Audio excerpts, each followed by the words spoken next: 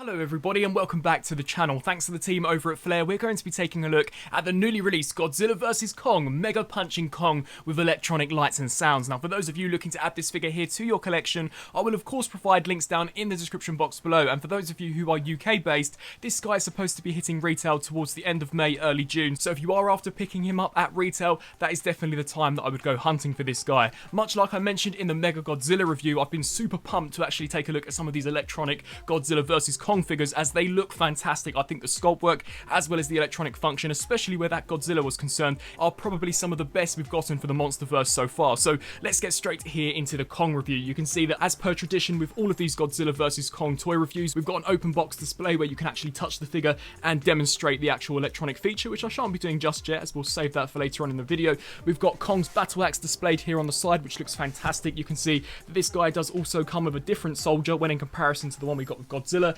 and Kong's special feature is that he does in fact have a mega punching gimmick. So if you twist the body, you will get some battle action, and the eyes will in fact light up red, which is super menacing. As we spin around here to the back of the box, you can see we've got glowing eyes and real battle sounds, which is super awesome. We've got a really cool product shot of the figure, and I must say the figure does actually look better in hand than how some of these super cool product shots are showing him to be, and you can once again see some of that electronic demonstration. So without further ado, let's crack Kong out of his cardboard prison and see how awesome this guy truly is. And so here we have King Kong cracked open, and the figure looks fantastic, especially where that sculpt work and paint is concerned. But before we actually delve in to the main event himself, we'll first of all check out the accessories. So we of course get included Kong's battle axe, which we see him use in order to go toe to toe or head to head with Godzilla in the movie, and I think for the most part the sculpt work's turned out quite nicely. It is a little softer when in comparison to the 6-inch figure that we got released earlier on in the year, but I think for its scale and considering that it was more than likely a safety risk, I think they've done quite a good job, and it's been cast out of a slightly more pliable material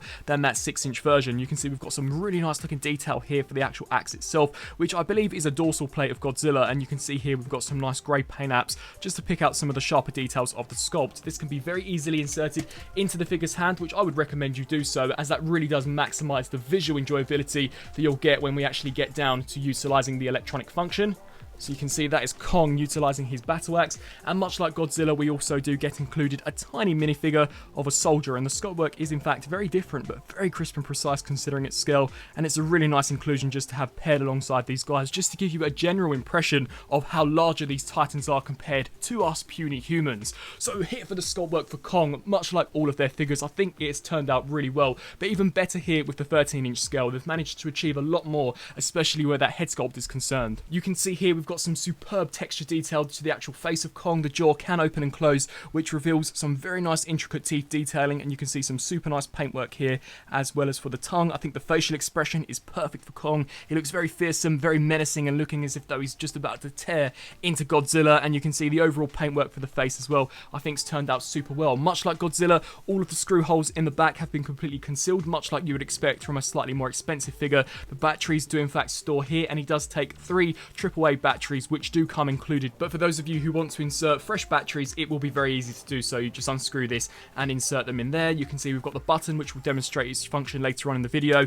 I think the sculpt work all the way down to the back looks quite nice, and we also do appear to get a nice paint wash over the top just to really bring out some of the sharper details of the sculpt. And you can see here for the chest we've got that awful gash, which I believe he endured from one of the skull crawlers in the movie, which is superb. A nice darker tone here for the actual chest of Kong. You can see some nice detailing around this area as well as the speaker hole, which I think's been concealed quite well. We've got the belly button there for Kong. We've got one fisted hand and then one gripping hand, of course, to actually utilise the battle axe. And here for the lower section of the figure, you can see a nice darker grey used for the toes, and the sculpt work on these two has turned out really well. Now, as far as actually getting down to the electronic function for Kong, much like Godzilla, I will use a mix of both the review lighting as well as darker lit lighting conditions, just so that you guys can get the best appreciation as possible of the LED function that Kong does in fact have. Now, seeing as Godzilla is radioactive, and in the movie the dorsal plates as well as his eyes and the mouth do in fact light up, they had to come up with something a little different here with Kong, as in the movie there's nothing that really illuminates on him, so they have decided to light up the eyes, which I think is a great idea.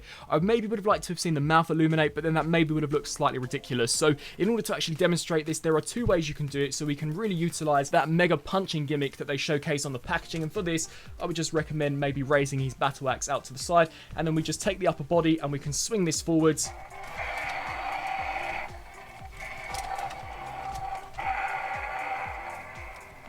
and you can see that he will in fact swing back and will emit some really awesome authentic movie sounds, which is fantastic. And you may or may not have been able to tell under my extremely bright lighting that the eyes do in fact light up a really awesome red. So that's a really cool function that you can do.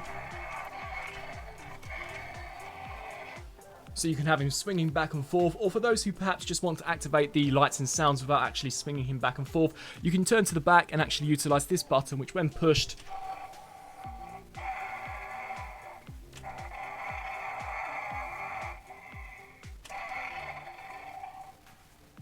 will merely just activate the LEDs as well as the sound effects. And I think these have turned out really, really nicely. Definitely very authentic to what we heard in the movie. And as mentioned, I think the eyes were probably the best part of the body to actually illuminate. And I think it's turned out quite well. So whilst not as dramatic of an LED function as Godzilla, of course, considering this guy doesn't actually light up in the movie, I still think that it's really impressive. And I was quite surprised to see that despite the gimmick actually being incorporated into the upper torso, it doesn't obstruct the articulation at all. So the jaw can open and close. We can get the head looking left to right. We can rotate the arms to full 360 as well as ratchet them out to the sides. We get a full rotation here just above the elbow, as well as a 90-degree range of motion, full rotation here at the wrist, and of course we do get that waist rotation. No form of articulation for the legs, which is slightly unfortunate, but I do understand why they did this, as the figure is very top heavy, so these joints could have become loose, which may have caused some stability hazards for this guy, as those joints could have become weakened and he could have toppled over and potentially damaged himself or any of the surroundings. But we do get rotation here at the foot, so that's quite cool to see, and we also do get the same amount of articulation on this arm as we do for this one. So overall, I think Kong is really, really well done. Out of the two, I personally would recommend Godzilla maybe slightly more if you're really after that full electronic gimmick effect, just as his lights and sounds are a little more dramatic when compared to Kong, but that's just simply down to how he does appear in the movie. And for a very quick comparison, here we have both mega figures, King Kong and Godzilla, and I think the scale is definitely dead on to what we saw in the film. Godzilla was certainly a little bit taller than Kong, so I think as far as that is concerned, they've absolutely nailed it, and they look fantastic as display pieces. I love the sculpt work on both of them, although if I had to choose one or the other, I would probably more opt to go with Godzilla, just as he does have the missile firing gimmick as well as the really cool dorsal fin LED function, which just looks fantastic. But that's not to take anything away from Kong. I think his sculpt work is superb. He's definitely a really intimidating piece, and I can only hope that Flair/Playmates do in fact release a mega version of Mechagodzilla, as that would be so cool to get that guy in 13-inch scale with some electronic lights and sounds. So overall, that just about wraps up my review here for the Godzilla vs Kong Mega Punching Kong. I really like this figure. I think the sculpt, the paintwork looks fantastic. The articulation, especially considering that he is very gimmick heavy, is pretty well done, and I think his gimmick too is quite nice. I definitely really like the sound effects, and I think the LED placement too was probably the best idea without making this guy look rather funky, as it would have been rather peculiar to have his mouth illuminate red or to have any other part of the body illuminate in a different colour. So I would love to know down in the comment section below on what you guys think of these particular figures. Once again, I want to say a massive thank you to Flair for providing both of these guys here for me to review. For those of you who missed out my video on the Mega Godzilla, be sure to watch that just after this video does conclude. And for those of you looking to add these to your collection, I will of course provide links down in the description box below, although they are hitting UK stores right now. So if you are after picking them up at retail, I do believe they are supposed to hit Smiths towards the end of May, early June. I thank you all for watching, and until my next review, I'll see you then. Thanks for watching.